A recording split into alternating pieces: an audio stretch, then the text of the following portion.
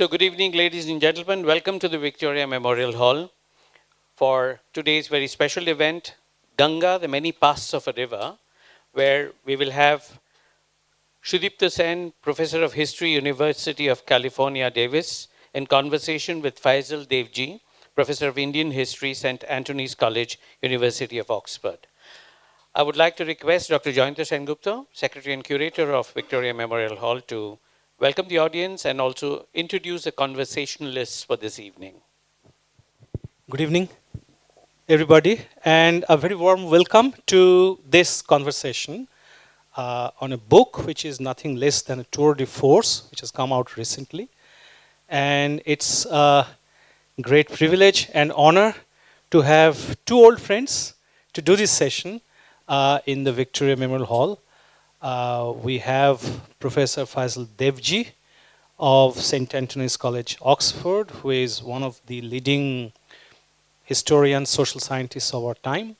Here he has been in the VMH before, but not spoken, except with me. Now, so it's an honor to have with us this time, tonight, to speak on the book and to converse with another old friend, Sudipta Sen, Professor of History at the University of California, Davis, who has spoken here earlier on themes related to Ganga, which are part of this book. So in a way, it will pick up strands that has been partially discussed before, but then many of these strands will come together in today's conversation. Now, I don't have much to say. We would want them to speak, but again, to remind all of you, this is not a conventional lecture, but a conversation on this book, which is a very unconventional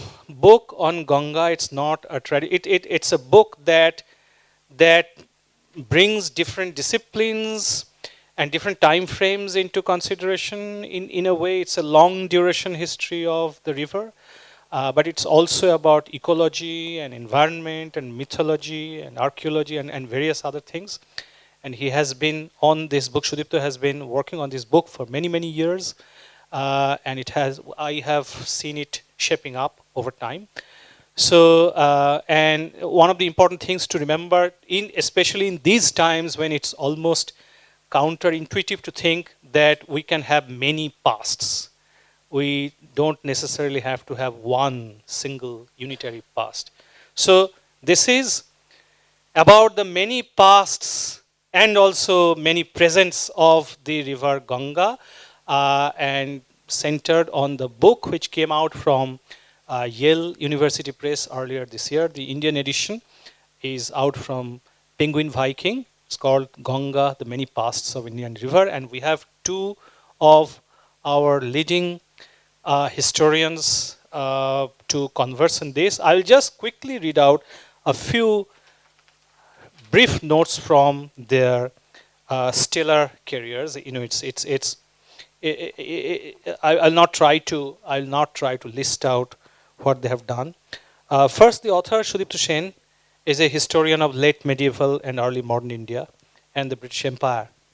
His work has largely focused on the early colonial history of British India, and he is previously the author of 3 books. Two, okay.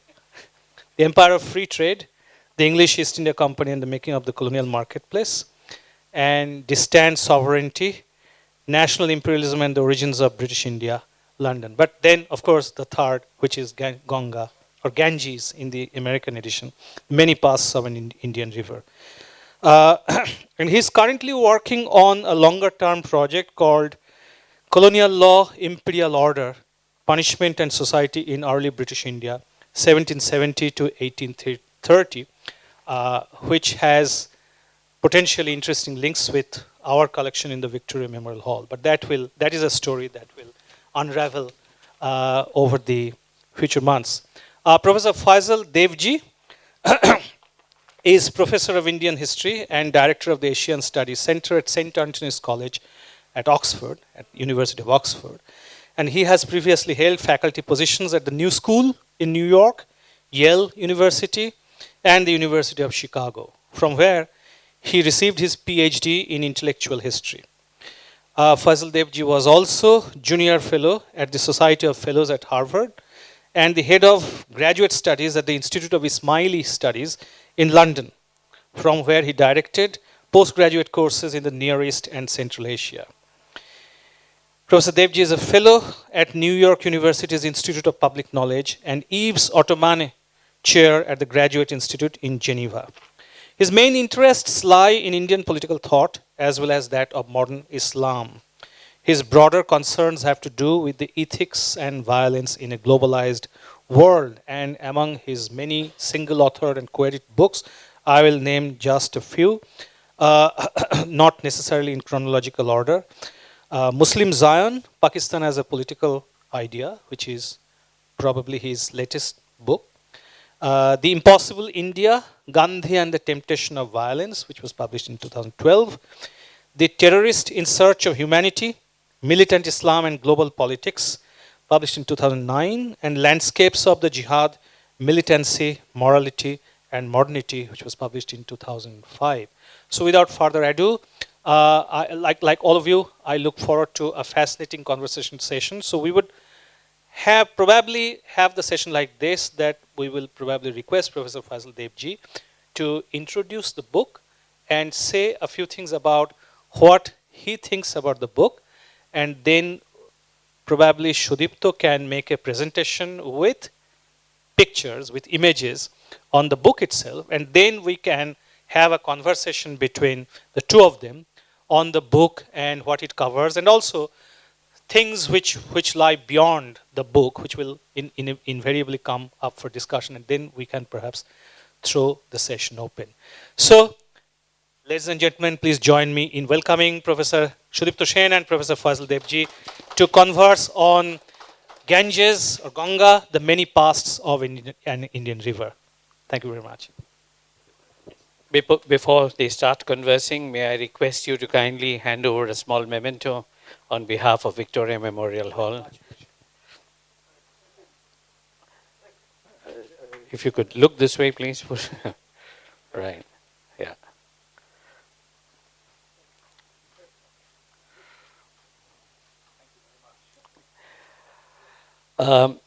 Ladies and gentlemen, may I request you to kindly put your phones on silent mode or switch them off totally for the duration of this event. That would be very nice and very useful. When Joyanta was speaking, there was some thought behind it. He talked about the many pasts of the river, the many presents, but given our present times, he probably refrained from saying many futures at the moment. We have only one future. That's why. That's why. And if your microphones are now tested, it's all over to you.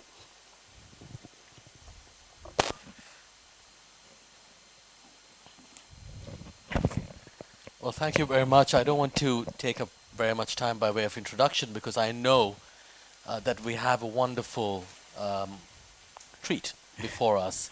Since I have to admit, I've been part of a preliminary show to this, the main event, because we had a book launch for this wonderful book in Oxford at All Souls not so long ago. And you will see a wonderful set of images. The photographer of many of them is here among us, and here a narrative which will provide just a glimpse of the riches of this book, which I really must honestly say, though Sudipta is an old and dear friend of mine, I think I am entirely impartial in this respect. It is a book that is thoroughly original. No such book has been written before. There have been books on ecology. There have been books on India's sacred geography, Diana Eck's book, a very good book being an example. And there, of course, have been books on the Ganga, the Ganges, many of them. But this particular book brings together a whole set of debates and issues ranging from, as Joyanta described, mythology, culture, religion, ritual, ecology and the environment, politics, into a kind of extraordinary whole. In fact, I was just telling Sudipta earlier today that he must think of turning it into a television series, a documentary, not just half an hour or 1 hour, but a number of episodes where he might, I already have it, as you can see, scripted in my head, and I'm going to force him to write a treatment where he will be observed at various stages along the route of the Ganges, and use those particular places along the river to say something about the history, not just of those regions, but of the river and indeed of India as a whole. I think it would make a wonderful contribution in these days in which we all live. But all I want to say by way of concluding these introductory remarks is that for many years, and you heard the titles of Sudipto's earlier books, Sudipto has been working on colonial India, on the East India Company, and on the making, therefore, of modern India. And he decided at some point to make a break for it and work on this book, which of course also includes colonial India. It's central to the book in many ways. And I can't help thinking that in so doing, Sudipta, who is a pioneer historian of the East India Company and its period, has managed in this particular book to place it, to contextualize it within a much broader history, so that the British Empire becomes an episode in the life of the Ganga. And I don't think you can do any better than that. So with those words, let me turn it over to Sudipta, and who will lead us through this wonderful set of images, and then you will have to listen to me again in conversation with him. Yes, well, thank you everybody for coming on a day no less than Ulto Rath, braving traffic, weather. I'm incredibly grateful to my dear friend and colleague, professor and curator of the Victoria Memorial, Jayanto Sengupta. Thank you for helping organize this event. I'm humbled by the introduction that you gave to my work, and Faisal, I'm truly humbled by what you had to say about the book. It's not easy to absorb, the impact of, or maybe of, what you might have done. It's something I'm still trying to process. I have anxiety about what I left out, and the book could have been another 500 pages, which is of course insanity. But thank you for introducing the book in that way. Not sure about the documentary. Maybe at the end of it, maybe I could merge with the river and end it. That might be a long twist. What I want to do today is, for those of you who've had a chance to look at the book, but also those of you who might be curious about what's in it, to give you just a few vignettes. And I'll take only about 15-20 minutes of your time, because I want to leave at least half an hour for our conversation before we want to open it up, because I want to hear from you as well. We both want to hear from you, because this book is not really about us, about academics, about academia. This is really in some ways a conversation and an invitation for all of us to think about the future and the past of something which I've written in my book. If there's something called civilization, and we can disagree about its definition, and if there's something to do with the river and civilization, which goes back to the dawn of human history, then I cannot think of any other river in the world that other than the Ganga, which in many ways embodies that idea. That's where I'll start. One of the things that I've been grappling with in this book is different scales of history, different time frames of history which coexist. And ancient peoples knew about this, which is in the book. Today there's a lot of interest in, and sometimes it's fashionable to write big histories, right? Histories of the planet. Some people write histories from the Big Bang onwards, right? And call it planetary history. I'm not sure that this book is that, but this book definitely is about the relationship, the long-term relationship between the human and the non-human worlds, which are entwined, the natural and the cultural. And the book begins with, this is actually a photograph that I've stolen. I won't tell you from where. Not one of mine or Dr. Debalsen's, whose photographs you'll see in a second. This is that stunning gorge between the Annapurna and Dhalagiri peaks, the Kali Gandaki river. And this is where I begin the book. The Kali Gandaki river is the only river that survives today that used to flow into the Sea of Tethys millions and millions of years ago, which actually now is the Himalayas, because of the antecedents, the rise of the Himalayas in the Quaternary period and geological formation. And in that gorge, because it cut through as the Himalayas rose, and all other rivers, the Sea of Tethys, which is to stretch from the Indian subcontinent all the way to Europe, disappeared. But this one river kept cutting the gorge through the Himalayan massif as it rose, and today joins Ganga just above Saran.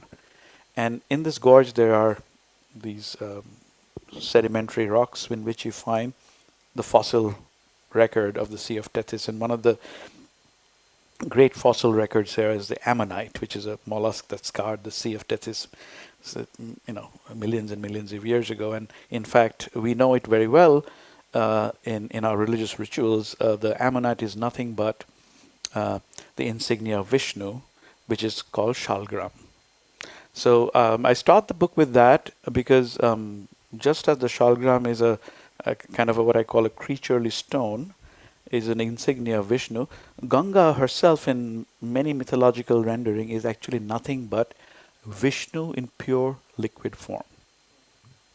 Ganga has also another word, Shiva Swarupini, because Ganga was in Shiva's locks, and I'll show you something. But this idea of having a sense of time beyond the human time frame, right? You can juxtapose Kala and Akala. It tells you something about long abiding fascination with things that we call quote-unquote nature. And one of the ways in which I developed this theme is through this incredible practice that we have, which goes back to the Jains and maybe even beyond that, the idea of tirtha, right? Of penance and travel to redeem, where the arduous journeys that you undertake to place of pilgrimage recapitulates your own life, right? And obviously is a gesture towards life beyond this mortal life. This is something that I talk about, this parallel realities of the great mountains and the vistas and these hard to reach places, and these kinds of notions of nature. Now this is actually the most important insignia of the Ganga later.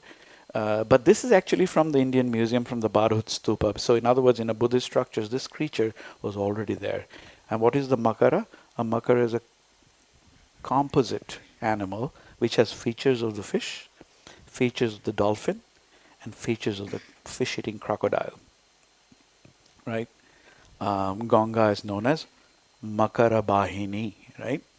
So when later great buildings were raised to the memory, to the adoration of the Ganga, then you had the Makara Torana, the gates ending with the fishes on two sides. And the Makara becomes like a pan-Southeast Asian, Asian symbol. But some other time we can talk about that. So in this book, another thing I'm sharing with you some of my discoveries in some ways for myself. Not that all of this is known. It's just I've tried to put it together in under two covers. But this was something I wasn't fully aware of. So first is the idea of pilgrimage, and then pilgrimage to not just places, but the veneration of various objects and things that belong in the world that is outside of the human frame, which is to say trees, stones, snakes, creatures like this, and spirits that straddle the world of the humans and the world of the natural forces, spirits straddling this life and the afterlife. And here I discovered how important actually in the pre-Buddhist period and through the early Buddhist period, these forms of worship and veneration are. And what are they? They are, first of all, landscape. This is one of Debal Sen's classics, Bhagirathi. But also stones and water. This is, I think, one of my favorite ones of the Gangotri. Long exposure. I don't know how he does his magic. Don't ask me. This is one of mine, the pilgrim trailing on the Bhairo Ghatti Gorge on the road to Gomukh, which I accidentally, with a box camera, managed to capture this. Makes me very nostalgic. I want to be there now.